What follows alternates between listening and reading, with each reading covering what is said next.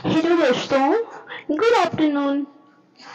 Welcome back to my channel. अपनी संस्कृति में आप सभी का स्वागत है। आई होप कि आप सभी बहुत अच्छे होंगे और मैं भी अच्छी हूँ। तो आज मैं फिर आ चुकी हूँ एक न्यू कहानी लेकर। तो कहानी है एक पिता और बेटी की दर्द भरी कहानी, मोटिवेशनल स्टोरी शायरी के माध्यम से। तो बिना समय गंवाए हुए हम चलते हैं उस कहानी की ओर।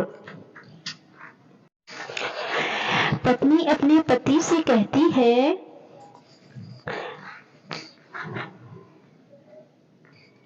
पता नहीं क्या हो गया है हमारी पायल को।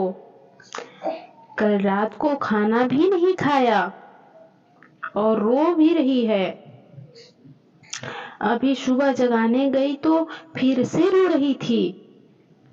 वजह पूछी तो बस इतना कही कि माँ मुझे प्लीज अकेला छोड़ दो।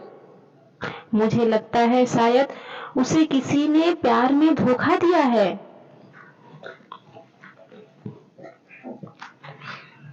डर लगता है कहीं वह खुद को नुकसान न पहुंचाए।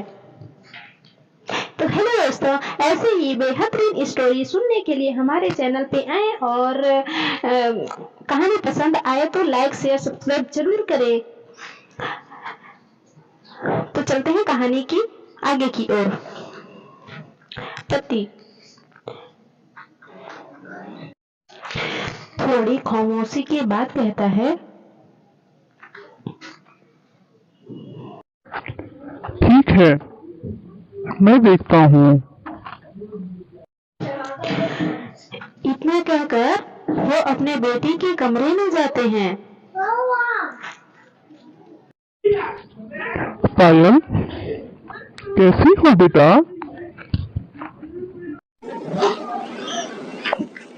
प्लीज पापा, मुझे कुछ दिनों के लिए अकेला छोड़ दीजिए। ठीक है बेटा, मगर एक शर्त है। हाँ पापा, बोलिए।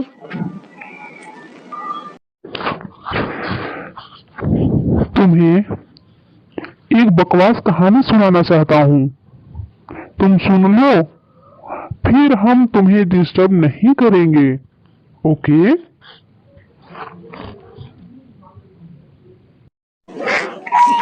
ठीक है, सुनाइए।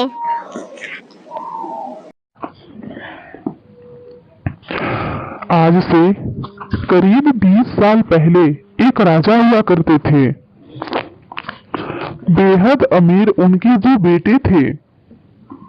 बड़ा बेटा बेहद आज्ञाकारी और ईमानदार था।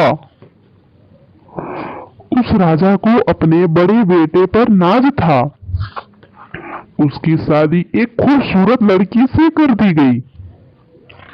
फिर वो खूबसूरत लड़की राजा की बड़ी बहू गर्भवती हुई। गर्भ में खुशियां ही खुशियां छा गई, मगर राजा की जिद थी कि बेटा ही हो। फिर राजा ने अपने बड़ी बहू के गर्भ का चेकअप करवाया। चेकअप करवाने के दौरान पता चला कि गर्भ में लड़की है। राजा ने बेटे को हुक्म दिया कि लड़की को गिरा दिया जाए। लड़की को, यानी जो गर्भ में लड़की है, उन्हें मार दिया जाए। आखिर बड़ा बेटा आज्ञाकारी था ना, तो करेगा नहीं। मगर पता नहीं उस पागल बेवकूफ को क्या सूझा कि 2 दिन बाद अपना राजपाट, धन दौलत, शान शौकत सब कुछ छोड़ के अपनी गर्भवती पत्नी को लेकर महल से गायब हो गया। सच कहूं तो वह बड़ा बेवकूफ और पागल था। लोग बेटियों को बोझ समझकर गर्भ में नष्ट कर देते हैं, और एक वह बेवकूफ पागल एक बेटी के लिए तमाम सुख सुविधाओं को ठोकर मार दिया। वह बाप की बात मानता तो आज उसकी जगह राजा होता। न जाने वह बेटी के लिए पागल बाप न जाने किस हालत में होगा। तभी पायल की माँ वहां आकर कहती है,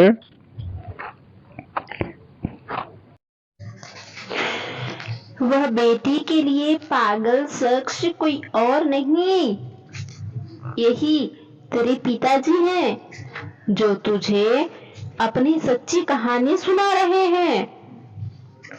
तू कहती थी ना कि मम्मी, नाना नानी को तो मैंने देख लिया, काश पापा अनाथ न होते तो दादा दादी का भी चेहरा देख लेती। तेरे पापा अनाथ नहीं है। तू बड़ी होकर जिद न करे दादा दादी से मिलने के लिए, इसीलिए तुझसे सच छुपाया गया है।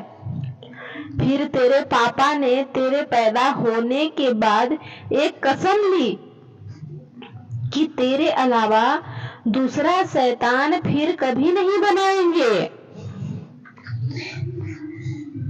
अखबार में इश्तहार देकर तेरे दादा दादी ने बेटी को लेकर ही वापस आने को कहा।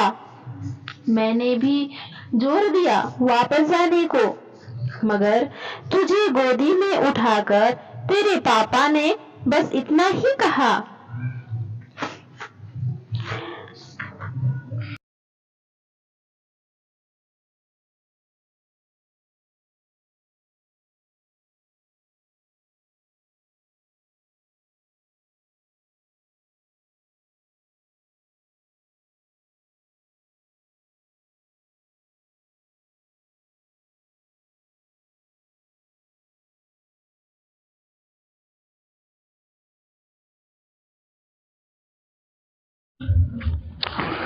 जिस घर में मेरी प्रिंसेस, मेरी बेटी की हत्या का फरमान निकाला गया हो, वहां एक राजा कैसे सांस ले सकता है?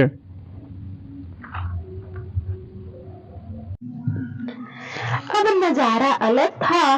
पायल की आंखों में पापा के लिए सम्मान, उनकी मोहब्बत के लिए ढेरों सारा प्यार, उनकी कुर्बानी के लिए एक इबादत करने जी कर रहा था। आंसू थमने का नाम नहीं ले रहे थे, मगर सब कुछ अब सिर्फ पापा के लिए ही था। पापा ने बस आखिरी शब्द इतना ही कहा,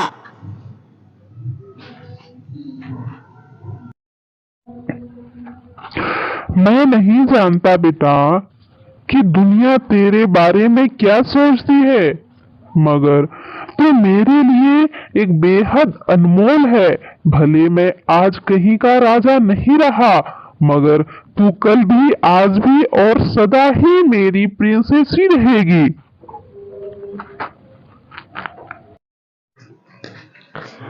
बेटी ने दौड़कर अपने पापा को गले लगाकर रोते हुए कहा,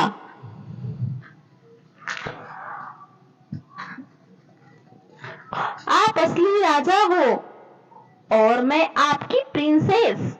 सबकी पलकें गीली थी, मगर वह एक नई सुबह की शुरुआत थी, जहां प्रिंसेस फिर से अपने सियासत में लौट आई थी। बेटियां माता पिता की जान होती हैं, उनकी आन बान और शान होती हैं। मेरी जिंदगी में तुम बहार बनके मेरी जिंदगी खुली किताब की तरह थी। उस किताब में लोगों के लिए प्यार और हमदर्दी के सिवा कुछ नहीं था। मैंने अपने दोस्तों के लिए कुछ भी कर सकती थी और मेरी इस आदत ने मुझे परेशानी में डाल दिया था। एक वक्त ऐसा भी आया जब मैं बिल्कुल अकेली हो गई थी। मैं उन दिनों 12वीं की एग्जाम की तैयारी कर रही थी। में आए थे, मैं बहुत टूट चुकी थी। हर कोई मुझे बातें सुनाता था, जबकि मेरी कोई गलती नहीं थी। मैं तो बस अपनी दोस्त की जिंदगी बचा रही थी और सबने मुझको ही गलत समझ लिया था। अपनी पर्सनल दुश्मनी निकालने के लिए सभी ने मुझे भी वजह बदनाम करना चाहा। उस वक्त तुमने मेरा हाथ थामकर मुझे सहारा दिया। तुमने मुझे उस मुश्किल दौर से निकाला था।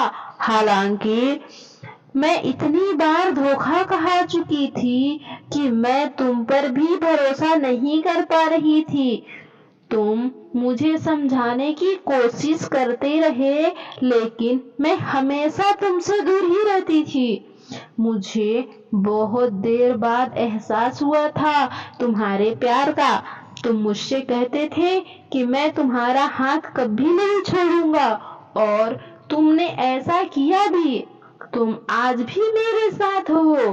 तुम्हारे घर वाले जानते हैं कि मैं तुम्हारी गर्लफ्रेंड हूँ और बहुत ही जल्दी हमारी शादी होने वाली है।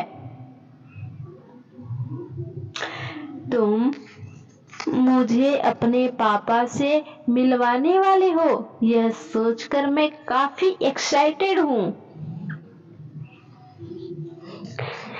ये मोहब्बत की रिवायत भी अजीब है। पाया नहीं है जिसको उसे खोना भी नहीं चाहते। मैं भी उनसे मिलना चाहती हूँ। मेरी जिंदगी में आने के लिए शुक्रिया। आज के दिन मैं तुमसे बस यही कहना चाहती हूँ